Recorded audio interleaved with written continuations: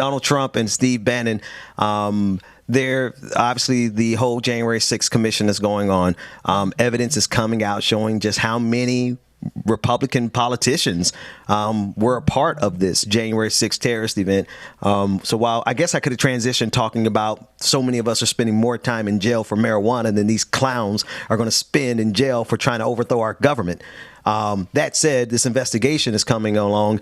And here's a clip from CBS after listening to audio of Steve Bannon on his podcast from January 5th.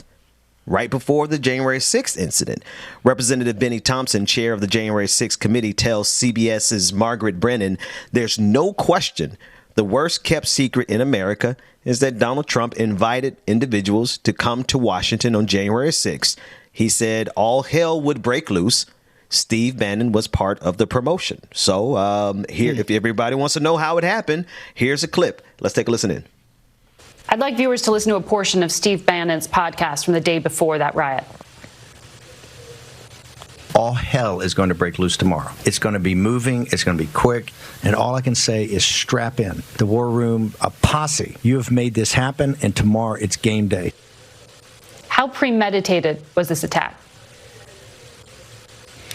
Well, there's no question.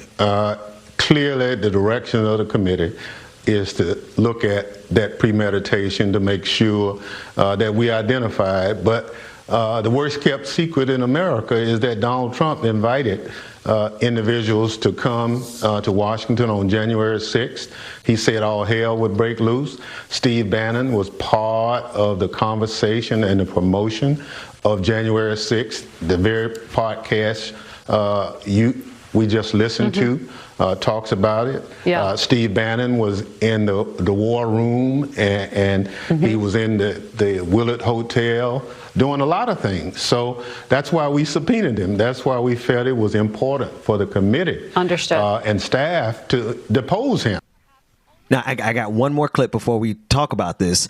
The second clip is discussing whether or not the call was always coming from inside the House. I'm trying to get the notes on here. But January 6th organizers say that they participated in dozens of planning meetings with sitting members of Congress and former White House staff members. Now, y'all, we haven't covered it a whole lot because, after a while you get tired of talking about these crazy white folks that stormed the Capitol on January 6th. But the evidence is coming out that says that if these were Congress people helping to organize this, we knew it, but here's the evidence of it. Let's take a listen to the second clip. The call has perhaps always been coming from inside the House of Representatives. According to a new bombshell report from Rolling Stone, January 6 organizers say they participated in dozens of planning meetings with Republican members of Congress, including Marjorie Taylor Greene, Lauren Boebert, Mo Brooks, Madison Cawthorn, Andy Biggs, Louis Gohmert, and Paul Gosar. They also allege members of the White House staff, including Trump's White House chief of staff at the time, Mark Meadows, played a major role in helping to plan the protests. According to the report, Congressman Gosar reportedly went as far as to promise a, quote, blanket pardon from the Oval Office to encourage organizers to proceed with their so-called Stop the Steal rallies. The two sources are communicating with investigators from the January 6 House Select Committee. Lawmakers, including Alexandria Ocasio-Cortez, have publicly called for any colleague who had knowledge of or helped plan the attack to be expelled from Congress. So there you guys have it. That's what's happening with the terrorist event of January 6th, Rebecca. You would think that it would make major news. Here we are on October 26th. This was reported on the 24th by Rolling Stone. And then I didn't see much of this blasting all over the internet, especially on Twitter. And, that's where all the political conversations really happen, right? So what we were more so talking about was Kyrie Irving and Magic Johnson. I saw that more, too. But I didn't see this, which is a very, very, very important piece of news about members of Congress being involved. And the thing is, we already were on day one.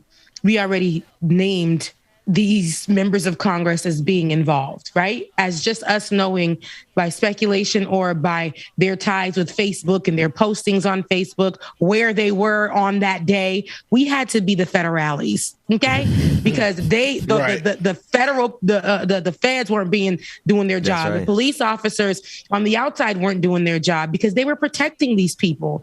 And so, it shouldn't have taken this long. I can bet you my bottoms, my little booty's dollar, right? I can bet you that if those people in Congress were Black, if those people in Congress were of color that were involved in this, they would have been got not even less than 24 hours after this particular incident. If there was an uprising for Black people over there, they wouldn't even live to see another day. If Congress people who were involved in something like in an uprising or whatever, right, of this for their rights, who were Black or, who were in a marginalized group, Black people, they would have not even if they were Congress people, they wouldn't have lived to see another day, or they would have been behind bars for God knows how long for, being a traitor to their country, not representing, abusing their positions, all kinds of things. But what we see here is just white supremacy, just working, and they're not sending their brightest. Favor of having a white face. They're not sending their best. They're not sending their bright. They're sending Marjorie Taylor Greene. It don't matter. She white. Exactly. You right. Yeah, absolutely. Quite amazing. Goddamn right, Rebecca. These clowns. Thank you, Bubba. These folks.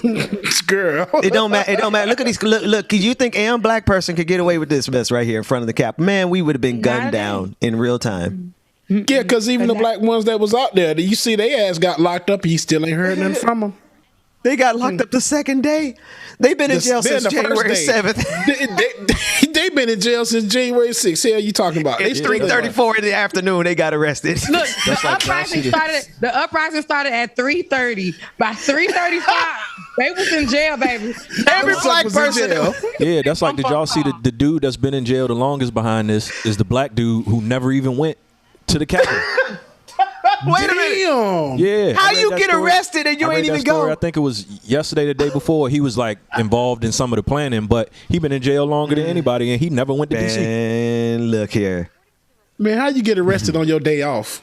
You didn't even go to the protest. You got arrested because you were Black. You didn't even make it to the protest. You don't even go to this school. Was he on the bus that Charlie Kirk had them go in and had that little nigga standing outside? Little Charlie Kirk.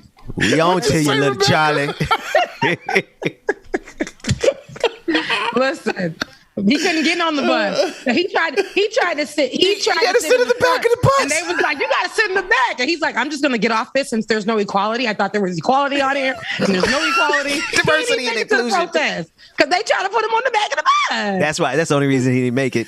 He had every intention of being there, but he was like, "Nope, not today. I am not sitting in the back." Got off the bus and got arrested. He was like, "Sir, you going with them?" No. Okay, I hear you sing, boy. I hear y'all sing. Yeah. I got nothing but love for you. They outside. Baby. They outside the tour bus. This Black man singing 5 Hearts. And that's it. Now that was an extra ticket on top of him being Black. Damn. Okay. You can sing too? Oh man, why do we get these tangents? We get these tangents and we run them into the ground like we don't. Oh man, sorry to that man, whoever the Black man was that was starting at the insurrection. I hate to laugh at him, but you were there and you involved yourself with people who you thought, and this is how I see a lot of police officers too who joined the force. And I'm not saying that all police officers are bad. I'm just saying that even Black police officers that joined the force, right, and it's very in its systemic ways, drenched in white supremacy, racist as hell. And they literally, like, Black people will put on that uniform and believe that they are always going to be protected in that union with each other. And that, to me, is a problem, because once they take off that uniform, then it's like, who are you, ER? Who are you? And they're arresting their partners as soon as that hard ER is off. Yes, hard ER. Even with the uniform on, I was talking to a sister, Mrs. Officer, in the city that I reside in, and she was like, she's been while she was in uniform, talked to like she was nothing by other police officers. So that uniform only protects you so much. Yeah. But I digress.